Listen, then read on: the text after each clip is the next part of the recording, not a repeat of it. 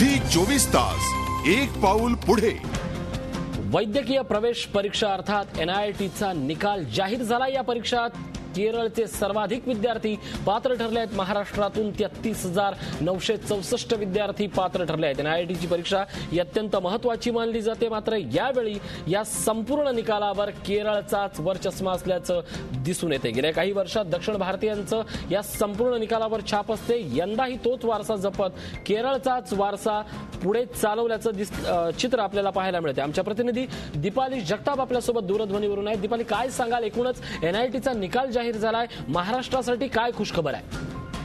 नक्कीच ऋषी, थोड्या वेळापूर्वीच वैद्यकीय प्रवेश प्रक्रियेसाठी जी परीक्षा ठेवण्यात आली होती, यंदा पहिल्यांदाच पूर्ण देशभरातूनही एकच प्रवेश परीक्षा जी आहे ती घेण्यात आली होती।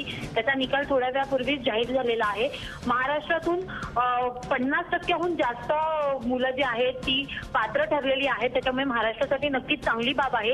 त्याच्या व्यतिरिक्त जे देशभरातून विद्यार्थी जे बसले होते त्यात महाराष्ट्रातल्या विद्यार्थ्यांची संख्याही तितकीच जास्त होती। 96,000हून अधिक विद्यार्थी या परीक्षेला बसले होते महाराष्ट्रातून। तर केरळ जे आहे, केरळ राज्यातून अधिक मुलं जी आहेत ती या परीक्षेसाठी पात्र ठरलेली आहेत। मात्र एकूणच परिस्थिती बघता पहिल्यांदाच ही देशभरात पहिल्याच वेळेला अशी जी प्रवेश परीक्षा आहे ती घेण्यात आली होती। त्याच्यामुळे यापुढे आता याची वैद्यकीय जी कॉलेजेस आहेत, महाविद्यालय आहेत, त्याच्यात प्रवेश कसे घेतले जातात हेही पाहणं महत्त्वाचं ठरणार आहे। ऋषी, नक्कीच अत्यंत महत्त्वाची बातमी आहे। ही परीक्षा अत्यंत महत्त्वाची असते। धन्यवाद तुर्तास दीपाली जगताप आपल्यासोबत होते आमच्या प्रतिनिधी।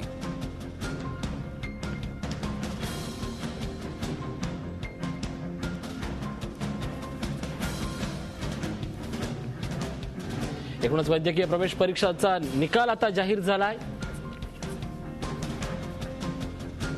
राज्यभर आता निकालाचे दिवस सुरू झाले आहेत। थोड्याच वेळात प्रवेश परीक्षांचेही दिवस